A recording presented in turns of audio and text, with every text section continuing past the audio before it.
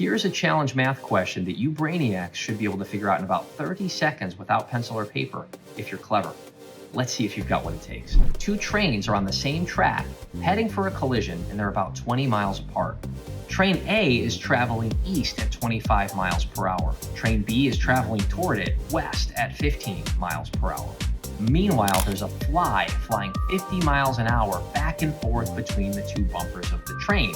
So it flies from one to the other and the other and other back and forth until the two trains collide, smashing that poor fly. So here's the question. How far does that fly travel before it gets smushed? Pause the video for a moment to think about it if you need to. If you're like most people, then you're probably thinking, oh man, I gotta figure out how far it flies when it goes from here to here, and meanwhile that train's moving.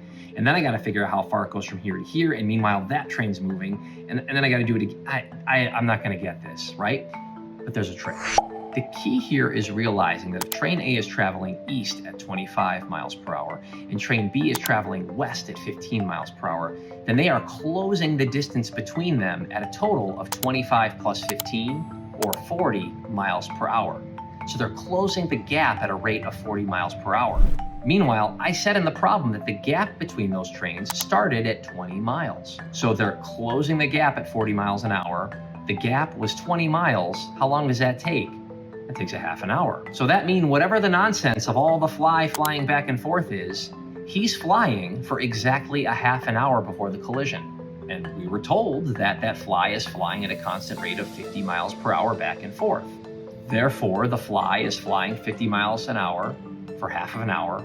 It flies a total distance of 25 miles before its life gets ended tragically. That's this week's Think Fast. We'll see you next week.